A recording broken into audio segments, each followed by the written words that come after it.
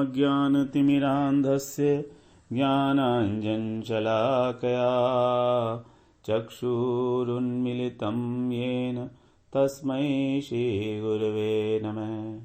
वाञ्छाकल्पतरुभ्यश्च कृपासिन्धुभ्यैव च पतितानां पावनेभ्यो वैष्णवेभ्यो नमो नमः। नमो महावदान्याय कृष्णप्रेमप्रदायते कृष्णाय कृष्णचैतन्य नाम्ने गौरत्विषे नमः। हे कृष्ण करुणा सिंधो दीनबंधो जगत्पते गोपेश गोपिकाकांत राधाकांत नमोस्तुते। तप्त कांचन गौरांगी राधे वृंदावनेश्वरी वृषभानुसुते देवी प्रणमामि हरिप्रिये।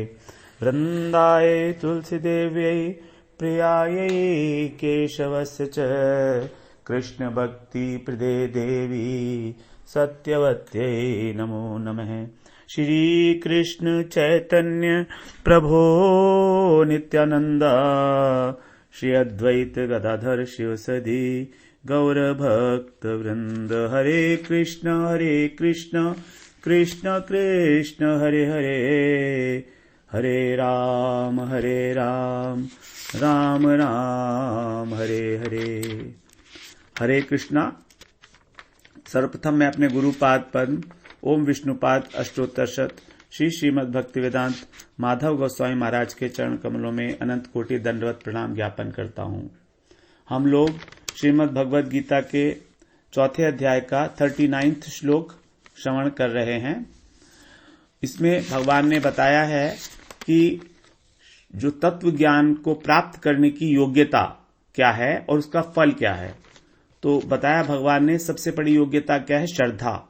श्रद्धावान लभते ज्ञानम तत्परः संयतेन्द्रियः ज्ञानम लब्ध्वा पराम शांतिम अचिरेण अधिगच्छति। जो श्रद्धावान पुरुष है उसी को इस तत्व ज्ञान की प्राप्ति होती है। और वो कैसा है, तत्परः संयतेन्द्रिय है। वो भगवान को पूर्ण रूप से समर्पित है, तत्परः तत्परायण है और संयतेन्द्रिय है, जिसकी इंद्रियां संयत हैं। ज्ञानम लब्ध्वा पराम शांति, ज्ञान को प्राप्त करके उसको शीघ्र ही परम शांति की प्राप्ति होती है, अधिगच्छति। अब यहां पर हम लोग श्रद्धावान के विषय में बात कर चुके थे।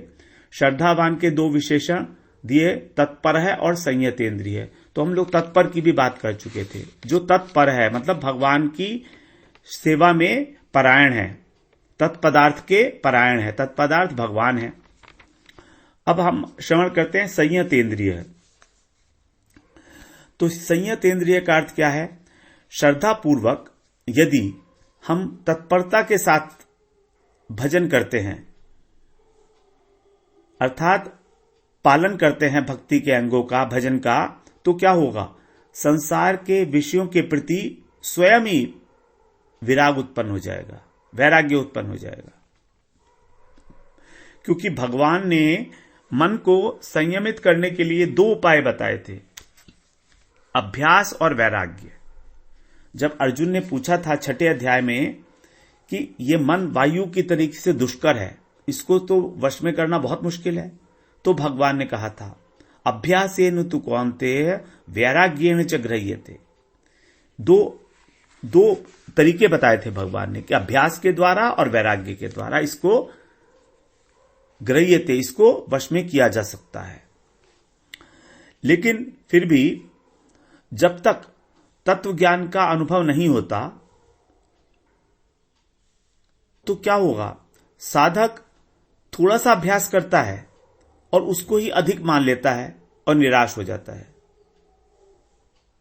साधक, हमें तत्व ज्ञान तो भी हुआ नहीं है और हमें मान लीजिए साधन कर रहे हैं, थोड़ा बहुत साधन कर रहे हैं, थोड़ा सा ही साधन है लेकिन हम इसको बहुत मान लेते हैं कि हमारे लिए तो यही बहुत है, क्योंकि हमने तो कभी साधन किया ही नहीं ना। अब जितना कर रहे हैं हम उसको बहुत मान लेते हैं और जिस बहुत मानने के बाद जब हमको कुछ प्राप्ति नहीं होती तो हम निराश हो जाते हैं। साधारणतः ऐसा देखा जाता है, परमार्थ की ओर थोड़ी बहुत रुचि किसी कारणवश हमारी जागृत हो जाती है, हमारी सुकृति है, या हमको कोई साधु संग मिल गया उस सुकृति के कारण, या हमारे जीवन में कुछ ऐसी घटना घट गई जो हमको भगवान की ओर उन्मुख कर दिया कुछ समय के लिए, तो हमने साधन करना शुरू किया। श्रवण, साधन क्या है? श्रवण, कीर्तन, मनन नहीं है, सॉरी, श्रवण, कीर्तन, स्मरण, यानी कि हमने भगवान की हरि कथा सुननी शुरू की कभी कभी। उसके बाद फिर हमने हरि नाम भी शुरू करना, हरे कृष्णा कृष्ण कृष्ण हरे हरे, हरे राम राम राम हरे। अब हम लोग थोड़ा थोड़ा साधन कर रहे हैं और हम ये मानते हैं कि यही बहुत है, और हमें कुछ अनुभव नहीं होता है तो हम निराश हो जाते हैं। इसीलिए भगवान ने सावधान करने के लिए हमको एक और विशेषण दिया श्रद्धा के साथ। वो दिया संयतेंद्रिय, अर्थात अपने मन और इंद्रियों को संयमित करते हुए श्रद्धा पूर्वक समर्पण भाव से तत्पर है, सावधानी पूर्वक अभ्यास को करना चाहिए। दो चीजें अब हो गई श्रद्धा के साथ।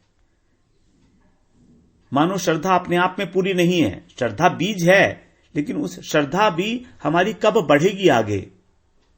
जब हम तत्पर होंगे और संयतेंद्रिय होंगे, क्योंकि हमारी मन और हमारी इंद्रियां ही हमको परमार्थ पथ से विचलित करती हैं। यही देखा जाता है। हम कहते हैं कि अब हमारा मन नहीं लग रहा है, हम कहते हैं कि हम, ठीक है आपने कहा हम माला कर रहे हैं, हम श्रवण भी कर रहे हैं, लेकिन हमारा मन तो लगता ही नहीं है, तो हमें क्या फायदा करने का? यह हमारी एक जनरल सी कंप्लेंट होती है कि हमारा मन नहीं लगता है तो हम क्या करें। तो जो मन है यह हमको विचलित कर देता है पथ से, क्योंकि हम इस समय माया के अंडर में हैं, मायाबद्ध हैं, और माया मन के द्वारा ही हमारे ऊपर का मतलब हमारे कल्याण के लिए, हमारे कल्याण के पथ में बाधा डालती है। तो जितनी अधिक श्रद्धा बढ़ेगी उतनी अधिक हमारे अंदर भगवत परायणता होगी, तत्परता होगी, उत्कंठा होगी, और अपने आप से इंद्रियों का भी संयम होता जाएगा। यदि हम में इंद्रियों का संयम नहीं होता हुआ दिख रहा, यदि हमें ऐसा लग रहा है कि हमारा मन जैसा पहले था उससे भी और अधिक उच्छृंखल हो गया है, इंद्रियां और अधिक बलवान हो गई हैं, तो समझिए हमारी अभी श्रद्धा नहीं बन रही है। अगर श्रद्धा बन रही है तो ये स्वयं से नियंत्रित होंगे धीरे धीरे। ये श्रद्धा का लक्षण है। उत्कंठा का मतलब क्या? उत्कंठा तभी होगी जब हमारा मन है ये काम करना चाहेगा। सिंपल सी बात। हमारे मन में अगर किसी कार्य करने की इच्छा नहीं है तो फिर उत्कंठा क्यों होगी? तो अगर मन वश में है तभी उत्कंठा होगी। वश का अर्थ है मन की परमार्थ की ओर गति है। अगर भगवान से थोड़ी थोड़ी सम्मुखता हो रही है, भगवान से थोड़ी थोड़ी विमुखता कम हो रही है, तभी हमारा मन उत्कंठित होगा, और तभी हमारे जो उत्कंठा देखने में आएगी। तभी ये सब शब्द रिलेटेड हैं। यद्यपि यहां पर इंद्रियों को, श्रद्धा का विशेषण बोल दिया गया है, संयत इंद्रिय को और तत्परता को, लेकिन जब श्रद्धा होगी तो तत्परता भी देखी जाएगी और इंद्रिय संयम भी देखा जाएगा। ये वास्तव में श्रद्धा के विशेषण ना होकर लक्षण माने तो ज्यादा उचित होगा, क्योंकि फिर हमारे मन की, हमारे इंद्रियों की गति भी वहीं होगी जहां हमारी श्रद्धा हमको ले जा रही है। इसीलिए भगवान ने बताया संयत इंद्रिय है। संयत इंद्रिय के द्वारा, मन और इंद्रियों की गति के द्वारा हम ये जान लग सकते हैं कि हमारी श्रद्धा की स्थिति क्या है अभी। तत्परता के द्वारा हम ये जान सकते हैं हमारी श्रद्धा की क्या स्थिति है। और जैसे जैसे हमारी स्थिति बढ़ेगी, हमारी श्रद्धा उच्च होगी, वैसे वैसे ही हमारी तत्परता भी बढ़ेगी और हमारा इंद्रिय संयम भी बढ़ेगा, बढ़ेगा ही बढ़ेगा, इसमें कोई संशय नहीं है। तो इस प्रकार हम यहां पर तत्पर शब्द को और संयत इंद्रियों को श्रद्धा का लक्षण माने तो ज्यादा उचित होगा, न कि विशेषण एज सच। अब हम बात करते हैं, जब भगवान बताएं आगे, ज्ञानम लब्ध्वा पराम शांतिम अचिरेण अधिगच्छति। पराम शांतिम, ये पराम शांतिम क्या है? भगवान ने इस श्लोक में तत्व ज्ञान का फल बताया है, परम शांति। परम शांति मतलब परम शांति। अच्छा, गीता में अगर हम थोड़ा सा देखें तो शांति शब्द अनेक बार आया है। दूसरे अध्याय में कई बार शांति शब्द आया है, लेकिन परम शांति केवल 2 बार आया है। तो हमको यह देखना होगा कि दूसरी जगह कहां पर आया है, और वो दूसरी जगह से उस परम शांति का प्रसंग लेकर उसको यहां पर घटाना पड़ेगा, यहां पर जोड़ना पड़ेगा, तभी हमें पता लगेगा ये परम शांति का अर्थ क्या निकलेगा। देखिए, भगवान ने यहां केवल परम शांति कह दिया, तत्व ज्ञान का फल है परम शांति। अब ये परम शांति कौन सी वाली परम शांति है, तो इसके लिए तो भगवान ने यहां पर बताया नहीं। तो हम दूसरी जगह में जब देखते हैं, वहां पर भगवान ने उस परम शांति को डिफाइन किया है। कैसे? 18वें अध्याय पे चलना पड़ेगा हमको, 62वें श्लोक में, क्योंकि जैसा मैंने पहले भी बोला, भगवत गीता में हर एक श्लोक की व्याख्या भगवत गीता के अंदर ही दी हुई है मोस्टली। अब यहां पर परम शांति का अर्थ क्या होगा, इसको हम ढूंढने के लिए हमें कहीं अन्यत्र जाने की आवश्यकता नहीं है। 18वें अध्याय के 62वें श्लोक में भगवान ने परम शांति की बात की और एक यहां पर बात की, तो अब हम इसको रिलेट करा लेते हैं। This is very purely logical way of thinking. परम शांति यहां पर तो डिफाइन नहीं हुआ, लेकिन उसी परम शांति की बात भगवान ने 18वें अध्याय में कंक्लूडिंग करते हुए 62वें श्लोक में की है। इसका मतलब यहां पर भगवान जिस परम शांति की बात कर रहे हैं वो वही परम शांति है जो हमको मिलेगी 18वें अध्याय के 62वें श्लोक में। और वहां पर क्या कह रहे हैं भगवान?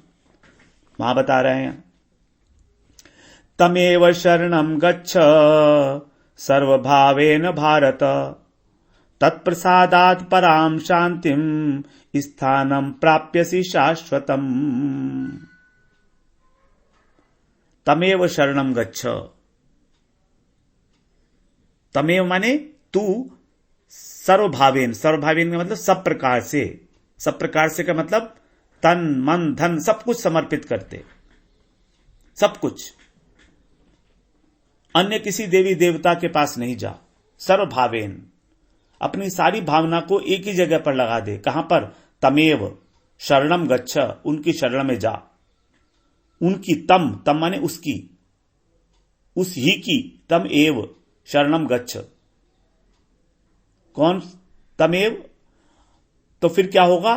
तत्प्रसादात, उनकी कृपा से तुझको पराम शांतिम, पराम शांति की प्राप्ति होगी, और साथ साथ स्थान मिलेगा। कौन सा? शाश्वत स्थान। स्थानम प्राप्यसि शाश्वतम, शाश्वत स्थान की प्राप्ति होगी और परम शांति की प्राप्ति होगी।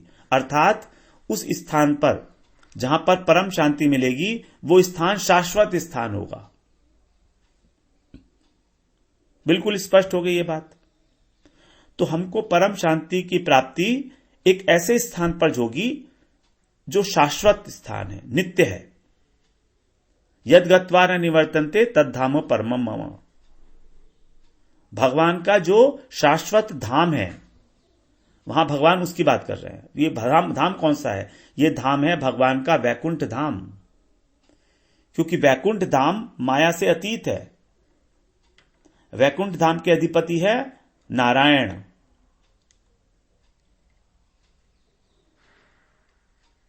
वैकुंठ धाम, वहां पर कौन रहते हैं? नारायण, चतुर्भुज रूप में। और उन्हीं को तम एव, यहां पर तम एव शरणम गच्छ से पहले हमें देखना पड़ेगा 61वें श्लोक में क्या कहा है। 61वें श्लोक में बता रहे हैं भगवान, ईश्वर सर्वभूतानाम हृदयेशे अर्जुन तिष्ठति भ्रामयन् सर्वभूतानि यंत्रारूढ़ानि मायया। हे अर्जुन, ये जो शरीर रूपी यंत्र है, इसमें, इसके ऊपर यंत्रारूढ़ानि मायया, माया जो है इस शरीर रूपी यंत्र के ऊपर आरूढ़ हुए जो जीवात्मा है, अर्थात हमारा जो आत्मा इस शरीर के अंदर बैठी हुई है, यानी शरीर रूपी यंत्र के ऊपर आरूढ़ है, उसको कौन घुमा रहा है? ईश्वर है सर्वभूतानाम हृदयेशे अर्जुन तिष्ठति। सभी प्राणियों के हृदय में बैठे हुए अंतर्यामी परमात्मा अपनी माया के द्वारा उनके कर्मों के अनुसार उनको भ्रमण करा रहे हैं संसार में। उनकी शरण में जा। फिर उसके बाद ये बतवाने बोला तमेव शरणम गच्छ 62वें श्लोक में। तो यानी ये कौन है जिसकी शरण में जाने को भगवान कह रहे हैं? भगवान कह रहे हैं कि तू परमात्मा की शरण में जा, जो भगवान तेरे हृदय में बैठे हुए हैं, सबके प्राणियों के हृदय में बैठे हैं। भगवान के हम लोगों ने 3 प्रतीतियों की बात की थी, ब्रह्मेति, परमात्मेति, भगवानीति शब्दते। भागवत के अंदर आया, वदन्ति तत्त्वविदस्व तत्त्वम् यत् ज्ञानम् अद्वयम् ब्रह्मेति परमात्मेति भगवानीति शब्दते। जो तत्वविज्ञ लोग हैं, तत्वज्ञ हैं, उनका ऐसा कहना है कि वो जो अद्वय ज्ञान पर तत्व है उसकी 3 प्रतीतियां होती हैं, ब्रह्म, परमात्मा और भगवान। ये जो ब्रह्म है ये भगवान की प्रभा है, भगवान की आभा है, आभा। भगवान के श्री विग्रह से जो ज्योति निकलती है उस ज्योति का नाम है ब्रह्म। यस्य प्रभा प्रभवतो जगदंड कोटि, प्रभा, जिस प्रभा से प्रभावान है भगवान, वह है ब्रह्म। तद ब्रह्म निष्कलम अनंत अशेष भूतम गोविंदम आदि पुरुषम तम हम भजामि। तद ब्रह्म निष्कलम अनंत अशेष भूतम। फिर भगवान की दूसरी प्रतीति है परमात्मा, जो अंतर्यामी के रूप में हमारे हृदय में निवास करते हैं, जिसको क्षीरोदकशायी विष्णु कहा जाता है। ये है परमात्मा, ये है पुरुषावतार। भगवान के 3 पुरुषावतार, कारणोदकशायी विष्णु, क्षीरोदकशायी विष्णु, वो गर्भोदकशायी और क्षीरोदकशायी। तो जो क्षीरोदकशायी विष्णु है वही है जीवों के हृदय में बैठे हुए अंतर्यामी परमात्मा। इन्हीं की शरण में जाने के लिए भगवान यहां पर कह रहे हैं। और भगवान क्या है? भगवान तो अंशी हैं, जो 6 गुणों से संपन्न है संपूर्ण रूप से। तो 3 प्रतीतियां भगवान की, ब्रह्म, परमात्मा और भगवान। ब्रह्म भगवान की एक प्रकार की विकृत प्रतीति बताई गई है, प्रतिफलन है उसका, प्रतिफलन नहीं है, भगवान की प्रतीति ही है वो भी। ब्रह्म, उस परमात्मा आंशिक प्रतीति है, और जो भगवान है वो स्वयं भगवान, कृष्णस्तु भगवान स्वयं। तो इस प्रकार भगवान बता रहे हैं कि मेरा जो द्वितीय प्रकाश है परमात्मा के रूप में, तो उसकी शरण में जा। तो यहां पर पराम शांति का मतलब है वैकुंठ में जो परमात्मा है, वैकुंठ में जो नारायण कहो उनको या परमात्मा कहो एक ही बात है। तो क्योंकि नारायण जो है वही हैं, तो उनकी शरण में जाने के लिए कह रहे हैं, वहां पर वैकुंठ की प्राप्ति होगी। तो इस तत्व ज्ञान का फल हुआ वैकुंठ की प्राप्ति। तत्प्रसादात, उनकी कृपा से तेरे को परम शांति और परम स्थान की प्राप्ति होगी। तो इस श्लोक में भी तत्प्रसादात के द्वारा शरणागति का भाव स्पष्ट है। तत्प्रसादात। अब यहां पर भगवान परमात्मा की शरण लेने के लिए कह रहे हैं, अपनी शरण लेने के लिए नहीं कहा अभी भगवान ने, वो आगे बताएंगे। 66वें श्लोक में भगवान वही बताएंगे और यह श्लोक है हमारा 62वां। जब भगवान परम गुह्यतम ज्ञान बताएंगे ना, तब उसके बाद बताएंगे तू मेरी शरण में आ। पहले तो भगवान ने सिर्फ परमात्मा की बात की और फिर 63वें श्लोक में यह कह दिया कि मैंने जो भी तेरे गोपनीय बात थी वो मैंने तुझको दे दी है, गोपनीय ज्ञान मैंने तुझे बता दिया है, अब तू जैसा चाहे वैसा कर।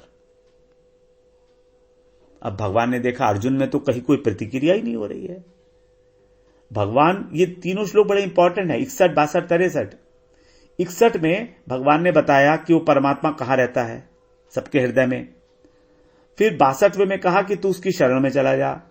अब 63वें में कह रहे हैं इति ते ज्ञानम आख्यातम गुह्यात गुह्यतरम मया विमृश्ये तत शेषेण यथेच्छसि तथा कुरु। इति ते ज्ञानम आख्यातम। आख्यातम माने मैंने तुझे कह दिया है ये ज्ञान कैसा है? गुह्यात गुह्यतरम मया, मेरे द्वारा कहा गया है। गुह्यात, गोपनीय से भी गोपनीय, गोपनीय से भी गोपनीय, अर्थात सर्व गोपनीय। भगवान ने गीता में 5 प्रकार के ज्ञान दिए, सामान्य ज्ञान, गुह्य ज्ञान, गुह्यतर ज्ञान, गुह्यतम ज्ञान और सर्व गुह्यतम ज्ञान। तो ये वाला जो ज्ञान है, परमात्मा वाला ज्ञान, ये है गुह्यतम ज्ञान। गुह्यात गुह्यतरम, गुह्यतर से भी गुह्य मतलब गुह्यतम। देखिए 3 डिग्रीज होती है ना, गुह्य, गुह्यतर और गुह्यतम। ये 3 तो ज्ञान ये हो गए। एक इसके ऊपर का, उसको बोला भगवान ने सर्वगुह्यतम, और एक सबसे नीचे का, उसको बोला सामान्य ज्ञान। तो इस प्रकार 5 ज्ञान हो गए, सामान्य ज्ञान, गुह्य ज्ञान, गुह्यतर, गुह्यतम और सर्वगुह्यतम। तो परमात्मा का ज्ञान है गुह्यतम, और सर्वगुह्यतम भगवान बताएंगे मेरा, भगवान का ज्ञान जो भगवत ज्ञान है उसको बोला है भगवान ने सर्वगुह्यतम। इसी के बाद फिर बोल रहे हैं सर्वगुह्यतम अम्भूय शृणु में परमं वचः। मैं तेरे को अब सब गोपनीयों से भी अधिक गोपनीय ज्ञान देता हूं, क्योंकि तू मेरा प्रिय है, तू मेरा सखा है, तू मेरा प्रिय है, इसलिए अतिशय प्रिय है। तो अर्जुन को सर्वगुह्यतम ज्ञान देने का भगवान का आश्रय इसीलिए था कि वो भगवान के अतिशय प्रिय हैं। अब यहां पर बाय इंप्लीकेशन हम इस बात को समझें कि यदि हम श्रीमद् भगवद गीता का श्रद्धापूर्वक और दोष दृष्टि से रहित होकर श्रवण मात्र कर रहे हैं, केवल श्रवण, केवल श्रवण, तो इसका यह मतलब हुआ कि हम कहीं ना कहीं भगवान के अतिशय प्रिय लोगों की सूची के अंदर अपना नाम लिखा रहे हैं। कितनी बड़ी बात है, सोचिए। अपने सौभाग्य को हमें सराहना पड़ेगा। हमें इस बात का गर्व होना चाहिए। अगर हमें गर्व नहीं है कि हम क्या पढ़ रहे हैं, तो हम आगे क्या पढ़ेंगे, उसको क्या अध्ययन करेंगे। जब हम लोग इंजीनियरिंग की कोशिश करते हैं करने की, तो हमें पहले से गर्व हो जाता है कि हम इंजीनियर बनेंगे। अभी पढ़ाई पूरी नहीं हुई है। डॉक्टर को पहले दिन से ही अभिमान दिया जाता है कि तुम डॉक्टर हो। अभी वो डॉक्टर को एबीसीडी भी नहीं जानता, एडमिशन हुआ है अभी उसका। इसी तरह से भगवान 4 अध्याय में ही हमको ये बात बता रहे हैं। इस संदर्भ में, इस प्रसंग में, यहां पर भगवान ने वैकुंठ धाम तक हमको ले गए हैं। यहां भगवान हमको वैकुंठ धाम तक का दर्शन करा दिया है पराम शांति शब्द से। तो हमको भगवान वो चीज देने वाले हैं। तो भगवान ने वो चीज 18वें अध्याय में जो सर्वगुह्यतम ज्ञान है, भगवत ज्ञान, वो किसको दिया है? जो उसके अतिशय प्रिय है, अर्जुन। तो क्या हम भी भगवान के अतिशय प्रिय लोगों की सूची में एंट्री नहीं मार सकते? मार सकते हैं, बिल्कुल, यदि हम नियम पूर्वक, श्रद्धा पूर्वक और दोष दृष्टि से रहित होकर भगवत गीता का श्रवण करते हैं। तो हम लोग अपने प्रसंग पर आते हैं। कई बार प्रसंग से थोड़ा सा ऊपर उठ जाते हैं, क्योंकि वो बात ही कुछ ऐसी बन जाती है। इतना कुछ हमको मिलने वाला है भगवत गीता का अध्ययन करके कि हम उसकी कल्पना कर ही नहीं सकते। ये वास्तविकता है, ये बात को स्वीकार करिए और इस अहंकार को पोषित करिए कि हम भगवत गीता का अध्ययन कर रहे हैं। तो कहीं ना कहीं हम भगवान की प्रियता में ऐड हो रहे हैं, उनकी नजरों में तो हम आ रहे हैं ना। ऐसा कैसे हो सकता है कि हम भगवत गीता का नियम से अध्ययन कर रहे हैं, उनकी नजरों में ना आए? क्या ऐसा हो सकता है? सर्वज्ञ हैं वो, सब कुछ जानते हैं, हृदय में बैठे हुए हैं हमारे। यहां बताया ना, हृदय से अर्जुन तिष्ठति। तो यहां पर जब भगवान अपनी शरण में आने के लिए कहते हैं तो बोलते हैं मत परह, और जब भगवान परमात्मा की शरण में जाने के लिए कह रहे हैं तो बोले तमेव शरणम गच्छ, तो उसकी शरण में जा। तो तत् शब्द का इस्तेमाल कर रहे हैं, मत का नहीं कर रहे हैं, तत्। और 66 में कहा कि मेरी शरण में आ जा माम एकम। तो ये भगवान की अलग अलग प्रतीतियां ही हैं, ये नहीं है कि अलग है भगवान परमात्मा से। तो इस प्रकार से भगवान की ये दो प्रतीतियां हो गई, तत् और मत। तो यहां पर भगवान कह रहे हैं तमेव शरणम गच्छ, जो दूसरी प्रतीति है भगवान की परमात्मा के रूप में, जो हमारे हृदय में अंतर्यामी रूप से बैठे हुए हैं। और प्रथम प्रतीति है ब्रह्म। ब्रह्म के परायण होने का तो प्रश्न ही नहीं उठता, क्योंकि ब्रह्म का तो आकार ही नहीं है, ब्रह्म तो निराकार है। अब जब किसी वस्तु के हम परायण होंगे, आश्रित होंगे, तो उसकी आश्रित होते उसकी कोई सत्ता होनी चाहिए, लेकिन ब्रह्म की सत्ता तो है नहीं अपने आप से, वो तो भगवान की सत्ता से सत्तावान है। उसके अंदर तो ज्ञान मात्र है, ब्रह्म इज केवल ज्ञानिक मात्रम, सत्ता नहीं है। सत्ता आती है परमात्मा के लेवल पर। सत चित आनंद में भगवान का जो चित अंश है वही है ब्रह्म, और सत और चित ये दोनों अंश मिलकर बनते हैं परमात्मा, और सत चित आनंद ये तीनों अंश मिलकर बनते हैं भगवान। क्योंकि परायण उसी के हो सकते हैं जिसकी सत्ता हो, और ब्रह्म तो केवल ज्योति मात्र है, अंग कांति है। तो इस प्रकार से भगवान ने यहां पर परमात्मा की शरण में जाने के लिए कहा है, तमेव शरणम गच्छ में, तभी तेरे को परम शांति मिलेगी। तो जहां पर भगवान शांति की बात कर रहे हैं वहां है ब्रह्म, जहां भगवान परमात्मा की बात कर रहे हैं वहां परम शांति, और जहां पर भगवान अपनी बात करेंगे उसको हम आगे श्रवण करेंगे क्या है, अभी तो नहीं बता सकते उसको। फिर इसी श्लोक में आगे आया अचिरेण, अर्थात तत्काल, बिना किसी विलंब के। जैसे जब सूर्य का उदय होता है तो अंधकार का साथ ही साथ नाश हो जाता है, सारी चीजें प्रत्यक्ष दृष्टिगोचर होने लगती हैं। उसी प्रकार जैसे ही परमात्मा तत्व का ज्ञान हमारे हृदय में उदित होता है तो अज्ञान का नाश हो जाता है और परमात्मा की प्राप्ति होती है। उसी को यहां पर कहा गया परम शांतिम, यह वैकुंठ प्राप्ति है, जहां पर भगवान कृष्ण का ही ऐश्वर्यमय आविर्भाव। भगवान का ऐश्वर्यमय आविर्भाव क्या है? नारायण रूप, संपूर्ण ऐश्वर्य है वहां पर भगवान का। तो वहां भगवान का ऐश्वर्यमय आविर्भाव, उसको बोलेंगे हम ऐश्वर्यमय प्रतीति। परमात्मा या नारायण जो विराजमान है उसी की प्राप्ति बताई है, इस तत्वज्ञान की प्राप्ति का फल। ज्ञानम लब्ध्वा पराम शांतिम अचिरेण अधिगच्छति। इस प्रकार हम लोगों ने आज 39 श्लोक श्रवण किया और उसका फल बताया भगवान ने, परमात्मा की प्राप्ति, परम शांति की प्राप्ति। तो ये हमारा है माइलस्टोन नंबर 21। तो अभी तक हम लोग 21 माइलस्टोन स्टैब्लिश कर चुके हैं, ये हमारा लास्ट माइलस्टोन है इस अध्याय का। तो इस प्रकार हम देख रहे हैं तीनों अध्याय में हमने कोइंसिडेंस है ये कि 7 और 7 ही माइलस्टोन बने हैं। ये पहले से कोई प्लानिंग नहीं है, it has been happening by itself, अपने आप से। ठीक है, फिर हम कल को श्रवण करेंगे 40वां श्लोक। वांछा कल्पतरुभ्यश्च कृपा सिंधुभ्य एव च पतितानां